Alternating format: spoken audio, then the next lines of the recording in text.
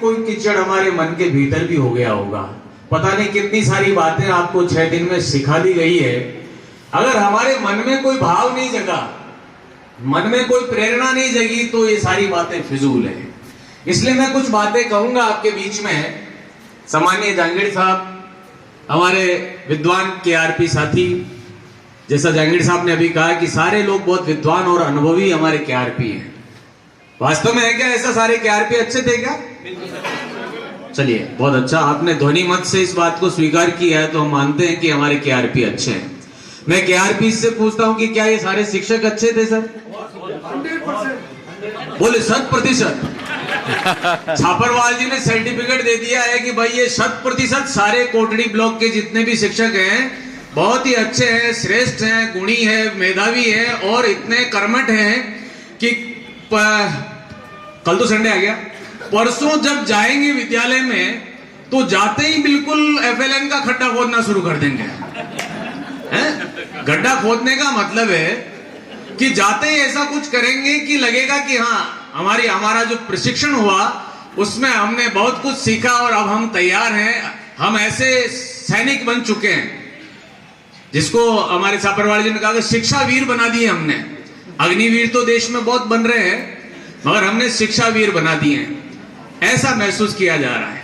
मगर मैं एक दो बातें जानकारी के लिए पूछूंगा, चूंकि लाइन बहुत लंबी है, मगर आगे जो बैठे उनसे पूछ पाऊंगा और पीछे के भी कोई आदमी बताना चाहेंगे तो जरूर उनकी आवाज अगर मेरे तक पहुंच जाए तो मैं पूछना चाहूंगा कतिपय साथियों से कि परसों के दिन जब आप विद्यालय में पधारेंगे तो सबसे पहला काम क्या करेंगे? कोई एक साथी या बहन हमारी बताए कि पहला काम क्या करेंगे आप? कोई भी, एनीवन। सर आप बता दीजिए आगे। हाँ यस, आप ही बताइए। आप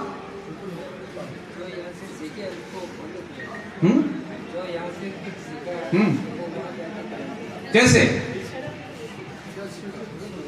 यहां जो सीखा है वहां करेंगे डेफिनेट, मगर कैसे? क्या आपके दिमाग में स्ट्रेटेजी चल रही है? क्या प्लान आपने कर लिया है कि हाँ मैं इतना मोटिवेट हो चुका हूं, जैसा इन्होंने कहा छापरवाल जी ने कि 100% ऐसे मोटिवेटेड हैं सारे, सबने चूरमा बाटी खा लिया आज आनंद से, बहुत अच्छा भोजन बना है, सबकी आत्मा तृप्त हो गई। खाना खाने के बाद तो सबको तृप्तता के साथ अब जब आप बोलेंगे वो ऐसा बोलना आपकी लगे कि हाँ वास्तव में हम ऐसा ही कुछ करेंगे।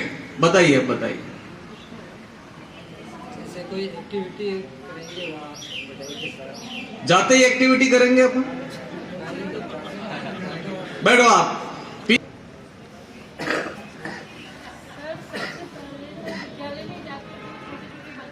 हाँ, कक्षा 1 में जो नवप्रवेशित बच्चे आएंगे उनको मित्रतावत जैसे कोई बड़ा भाई बहन है उससे व्यवहार करेंगे, उनसे जानकारी प्राप्त करेंगे और उनको मतलब कि विद्यालय के वातावरण के अनुसार उनको वहाँ ठहरने के लिए उनको खुश करेंगे कि भाई कैसे आपको यहाँ रोज आना है, रोज इसी तरीके से अपन नए विचार नए उनसे जानकारियाँ देंगे। और क्या ऐसा अब तक आवाज में इनकी पहुंचा रहा हूं कि भाई ये मैडम कह रही हैं कि हम बच्चों को जाते ही खुश करेंगे, उनको मोटिवेट करेंगे, सब कुछ करेंगे। क्या ऐसा हम अब तक विद्यालयों में नहीं कर रहे थे कि ये प्रशिक्षण के बाद ही ऐसा कुछ करने वाले हैं? नहीं सर, प्रशिक्षण के बाद नहीं सर, अभी जो हमें दिया गया है, जो टेस्ट दिया गया है वो 3 से 9 वर्ष तक के बच्चों के लिए दिया गया है। कक्षा 3 तक के बच्चों को जो प्राथमिक बुनियादी जो ज्ञान है वो उनको मिलना चाहिए। तो जो शुरुआती जो अच्छा, मिलना चाहिए क्या? पहले ज्ञान नहीं मिल रहा था बेटे? आप बताइए। पहले उन बच्चों का बेसलाइन टेस्ट लेके उसका स्तर निर्धारण करेंगे।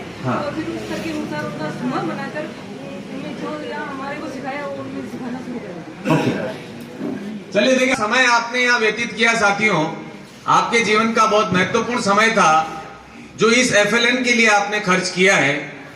ये जो फंडा आपके साथ किया गया है 6 दिन तक, केवल आप ही इसमें भागीदार नहीं है, हिंदुस्तान के 25 लाख टीचर्स, कितने? 25 लाख अध्यापकों के साथ पूरे देश भर में यह काम हो रहा है।